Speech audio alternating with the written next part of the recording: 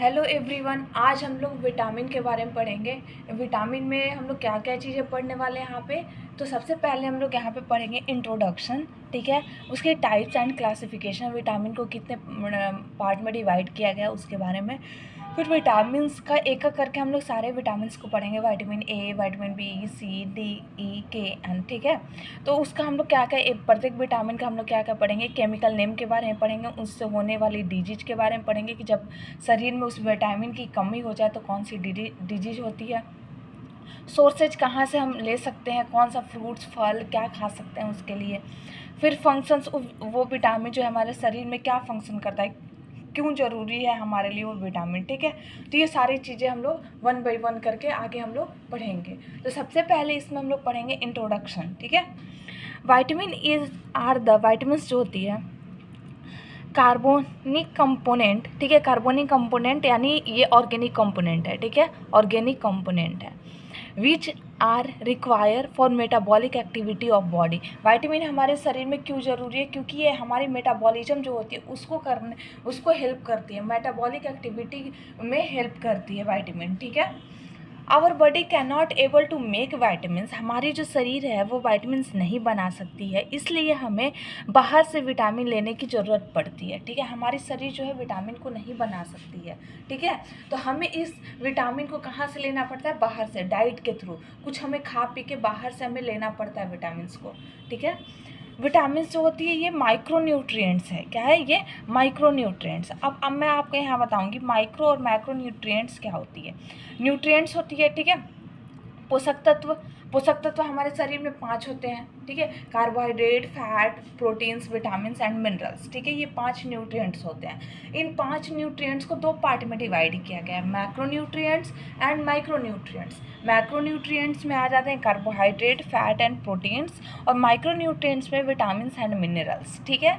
Macro क्यों उसे बोला गया है, क्योंकि उसकी साइज बड़ी होती है, उसको डाइजेशन होने के लिए चाहिए, उसको डाइजेशन होना पड़ता है उसकी, ठीक है। कार्बोहाइड्रेट की डाइजेशन की ज़रूरत पड़ती है, फैट की डाइजेशन की ज़रूरत पड़ती है, प्रोटीन्स की डाइजेशन की ज़रूरत पड़ती है। लेकिन वाइटामिन्स और मिनरल्स जो है डायरेक्ट एब्जॉर्ब हो जाते हैं हमारी बॉडी में, इसके लिए डाइजेशन प्रोसेस की ज़रूरत नहीं पड़ती है, और इसकी साइज़ बहुत ही छोटी होती है, इसलिए इसको बोला गया है माइक्रो न्यूट्रिएंट्स, ठीक है। तो हमारा जो विटामिन्स है वो भी एक माइक्रो न्यूट्रिएंट्स है, याद रखिएगा, ठीक है। अब हम इसकी क्लासिफिकेशन पढ़ते हैं, टाइप्स ऑफ विटामिन्स, ठीक है। क्लासिफिकेशन,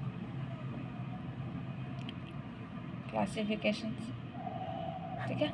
तो विटामिन्स को 2 पार्ट में डिवाइड किया गया, वाटर सॉल्युबल विटामिन्स और फैट सॉल्युबल विटामिन्स, ठीक है। वाटर सॉल्युबल विटामिन्स में आता है विटामिन्स बी एंड सी, याद रखिएगा, विटामिन्स बी एंड सी इसको, और इसमें क्या आते हैं, विटामिन ए, डी, ई, के, ठीक है, जिसको हम लोग कीड़ा से याद कर सकते हैं, कीड़ा से, ठीक है, के, ई, डी, ए, ठीक है, उल्टा करके याद कर लीजिए, कीड़ा से फैट सॉल्युबल विटामिन हो जाएंगे, और इसमें वाटर सॉल्युबल में बी, सी, यानी बायोलॉजी केमिस्ट्री अगर हम नहीं पढ़ेंगे तो गैप पानी में, ठीक है। तो इसे याद कर लीजिए, बायोलॉजी केमिस्ट्री नहीं पढ़ेंगे तो गैप पानी में, यानी वाटर सॉल्युबल में आ गया बी एंड सी, और कीड़ा में आ गया फैट सॉल्युबल के, ई, डी, ए, ठीक है, ये हो गया कीड़ा, ठीक है। विटामिन के, vitamin E, vitamin D, vitamin A, ठीक है, ये क्या है, फैट सॉल्युबल है, ठीक है। अब हम लोग वन बाई वन सारे विटामिन्स के बारे में पढ़ेंगे, ठीक है।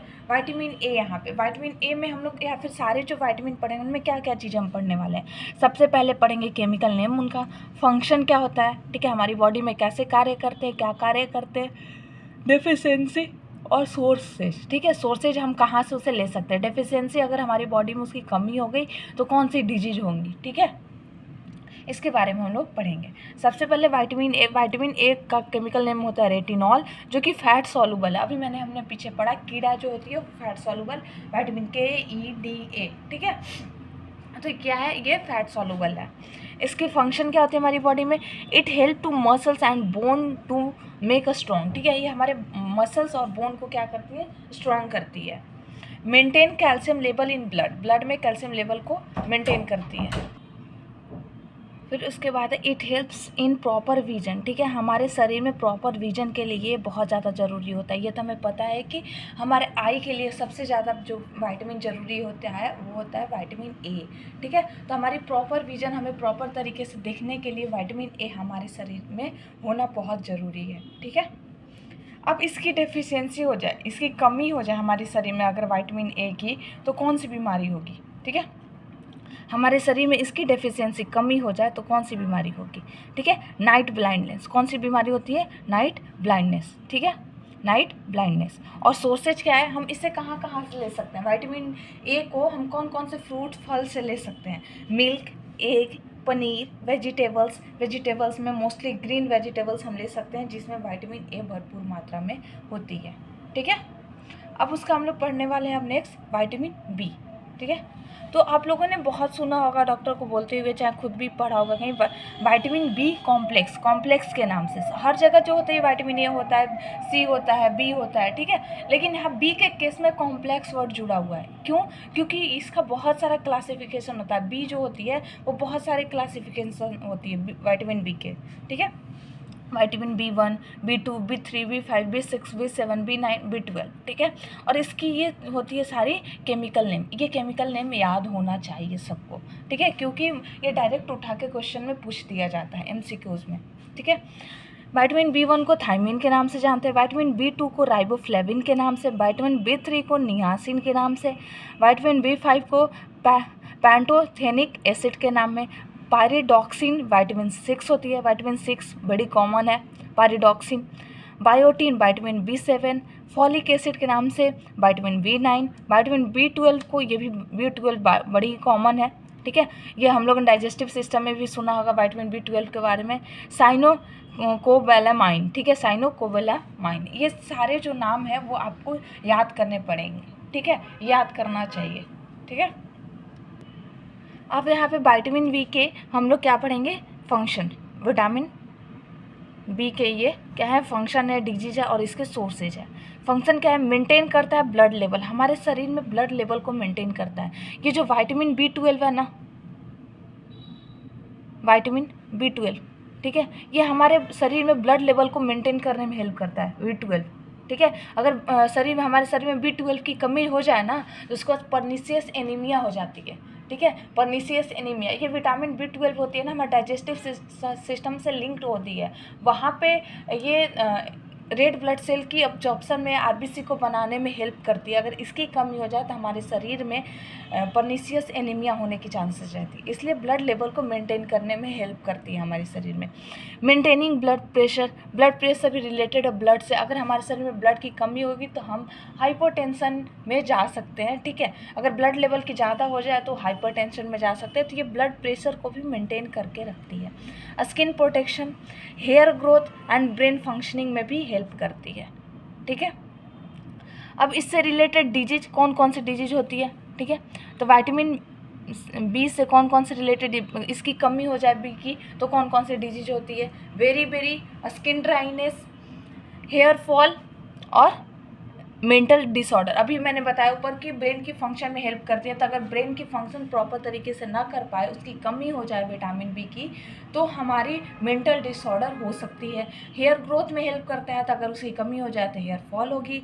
स्किन प्रोटेक्शन में हेल्प करता था, अभी ऊपर हम लोगों ने पढ़ा, ठीक उसी से रिलेट करके पढ़िएगा। स्किन ड्राइनेस हो सकती है। और एक बेरी रोग बहुत ही इंपॉर्टेंट है, ये पूछी जाती है क्वेश्चंस वगैरह में कि विटामिन बी की कमी से कौन सी रोग होती है? बेरी। ठीक है, इसके sources egg, milk, green vegetables, meat, soybean and sunflower oil. ठीक है, इसमें ऑयल भी हेल्प करता है विटामिन बी को कंज्यूम करने। विटामिन बी उसमें भरपूर मात्रा में होती है।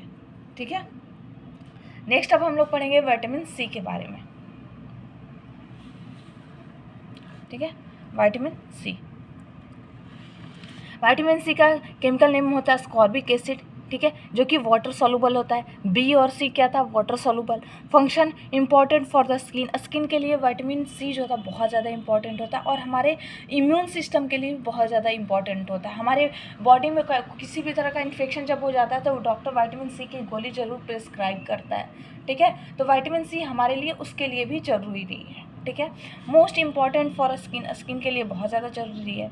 Important for recovery of cell damage of the body. अगर हमारी बॉडी में सेल की जो डैमेज होते रहती है, नया सेल बनते रहता है, पुराना सेल डैमेज होते रहता है, तो उसकी रिकवरी करने में हेल्प करती है। अगर पुरानी सेल मर गई है तो वहाँ पे नई सेल आने के लिए ये हेल्प करता है विटामिन सी। ठीक है, इसकी कमी से होती है स्कर्बिक डिजीज। ठीक है, इसके सोर्सेज क्या है, जितनी भी साइट्रस फ्रूट्स हैं, जो थोड़ी खट्टी वाली फ्रूट्स होती हैं, मतलब वो साइट्रस फ्रूट जैसे नींबू, ऑरेंज, मैंगो, ये सारी चीज़ें जो होती है इसमें विटामिन सी भरपूर मात्रा में होती है। ठीक है, तो इसको हम लेके अपने शरीर के विटामिन सी को इंक्रीज कर सकते हैं अगर किसी के शरीर में विटामिन सी की कमी हो गई हो तो। ठीक है, अब नेक्स्ट हम लोग पढ़ेंगे विटामिन डी के बारे में। विटामिन डी का साइंटिफिक नेम क्या है, केमिकल नेम क्या है, कैल्सीफेरॉल। ठीक है, ये भी फैट सोलूबल है, कैल्सीफेरॉल। ठीक है, कीड़ा KEDA, ठीक है, डी, उसमें डी आ रहा है तो ये क्या है, ये फैट सोलूबल है। Function important for the bone formation, teeth का फॉर्मेशन में हेल्प करता है और साथ साथ इम्यून सिस्टम को भी बूस्टअप करता है, इम्यून सिस्टम के लिए भी ये हेल्पफुल रहता है। ठीक है, इसकी कमी से कौन सा रोग होता है, रिकेट्स रोग होता है। सॉरी, रिकेट्सिया तो वो क्या है, कम्युनिकेबल डिजीज हो गया, सॉरी, रिकेट्स होता है। ठीक है, इससे कौन सा रोग होती है, रिकेट्स होता है, रिकेट्स डिजीज। ठीक है, बोन टेढ़े मेढ़े हो जाते हैं, बोन का फॉर्मेशन सही तरीके से नहीं हो पाता है। अब इसकी सोर्सेज क्या है, इसकी सोर्सेज है कि हम सनलाइट से ही विटामिन डी को ले सकते हैं। तो हमारे लिए सनलाइट कितनी ज़रूरी है। ठीक है, सनलाइट के थ्रू ही हम विटामिन डी को ले सकते हैं। कैसे ये होता है, हमारे स्किन के नीचे कोलेस्ट्रॉल 7D हाइड्रो कोलेस्ट्रॉल हमारे स्किन में प्रेजेंट होता है। ठीक है, हमारे स्किन में 7D हाइड्रो कोलेस्ट्रॉल प्रेजेंट होता है। जब उस पर यूवी रेज पड़ती है, यूवी रेज कहाँ से आती है, सनलाइट से आती है। जब उस पर सनलाइट पड़ती है तो वो जो होता है विटामिन डी में कन्वर्ट हो जाता है। फिर उसको एक्टिवेटेड फॉर्म में कौन चेंज करता है, लीवर और किडनी जो है उसको एक्टिवेटेड फॉर्म में चेंज कर देता है बॉडी के अंदर, ताकि वो अब काम कर सके। ठीक है, तो 7D हाइड्रो कोलेस्ट्रॉल जो होती है वो यूवी रेज के प्रेजेंट में विटामिन डी में चेंज होती है। इसीलिए हमारे लिए विटामिन डी को बनाने के लिए सनलाइट बहुत ही ज़रूरी होता है। ठीक है, सनलाइट बहुत ही ज़रूरी होता है। अब हम लोग पढ़ेंगे विटामिन ई। विटामिन ई, तो विटामिन ई का केमिकल नेम होता है टोकोफेरॉल। ठीक है, टोकोफेरॉल ये जो होती है फैट सोलूबल होती है। फंक्शन, मेन फंक्शन तो स्ट्रॉन्ग इम्यून सिस्टम को ये स्ट्रॉन्ग करती है, बॉडी की रेजिस्टेंस पावर को बढ़ाती है, इम्यूनिटी को बढ़ाती है। ठीक है, फर्टिलाइजेशन, इसकी अगर कमी हो जाए तो फर्टिलाइजेशन जो प्रोसेस होती है ना फीमेल के अंदर, फीमेल बॉडी के अंदर जो फर्टिलाइजेशन की प्रोसेस होती है उसको वीकन कर देती है, कमज़ोर कर देती है। ठीक है, सही तरीके से फर्टिलाइजेशन नहीं हो पाएगा। ठीक है, तो विटामिन ई जो होती है रिप्रोडक्टिव पर्पस के लिए बहुत ज़्यादा ज़रूरी होती है। ठीक है, इसके सोर्सेज क्या है, ऑयल है, एग है, मीट है एंड सीरियल्स है। ठीक है, अंडे में, दूध में, तेल में और साथ में अनाज में ये विटामिन ई भरपूर मात्रा में पाया जाता है। ठीक है, विटामिन के को किस नाम से जानते हैं, फाइलोक्विनोन। ठीक है, फाइलोक्विनोन ये फैट सॉल्युबल है। फाइलोक्विनोन, आप क्विनोल एक मेडिसिन होती है जो कि मलेरिया में दी जाती है, वहाँ से रिलेट कर सकते हैं फाइलोक्विनोन। ठीक है, क्योंकि ये जो होती है ब्लड में क्लॉटिंग वगैरह को हेल्प करती है, ब्लड में क्लॉटिंग कराने में हेल्प करती है। ठीक है, इसकी फंक्शन क्या है, making protein for the bone and tissue, bone और टिश्यू के लिए ये क्या करती है, प्रोटीन्स बनाती है। और साथ में विटामिन के का एक और फंक्शन याद रखिए, ये ब्लड को क्लॉट करने में हेल्प करती है। विटामिन के ब्लड को क्लॉटिंग में हेल्प करती है। अगर इसकी कमी हो जाए शरीर में तो ब्लड क्लॉटिंग को ये रिड्यूस कर देती है, ब्लड को क्लॉट होने नहीं देती है, जो कि जैसे कि डेंगू वगैरह में होती है, ये ब्लड क्लॉट ही नहीं होने देती है। ठीक है, खैर डेंगू में तो प्लेटलेट की कमी हो जाती है, लेकिन अगर शरीर में विटामिन के की कमी हो जाए तो ये ब्लड की क्लॉटिंग नहीं होने देगी। इसका मतलब कहीं आपको अगर चोट लग गया और विटामिन के की कमी है शरीर में तो वहाँ पे ये क्लॉटिंग नहीं होने देगी, ब्लड बहता रहेगा। ठीक है, तो विटामिन के इसलिए हमें बहुत ज़्यादा ज़रूरी है। इसकी सोर्सेज क्या है, टोमेटो, ग्रीन वेजिटेबल्स। ठीक है, टमाटर और हरी पत्तेदार सब्जियों वगैरह में ये भरपूर मात्रा में विटामिन के पाई जाती है। ठीक है, तो आज के लिए बस इतना ही। अगर आपको ये लेक्चर और नोट्स यूजफुल लगे होंगे आपके लिए, मतलब आपके लिए लाभदायक होंगे, तो प्लीज़ चैनल को लाइक एंड सब्सक्राइब कीजिए और ज़्यादा से ज़्यादा अपने दोस्तों में शेयर कीजिए। Thank you very much.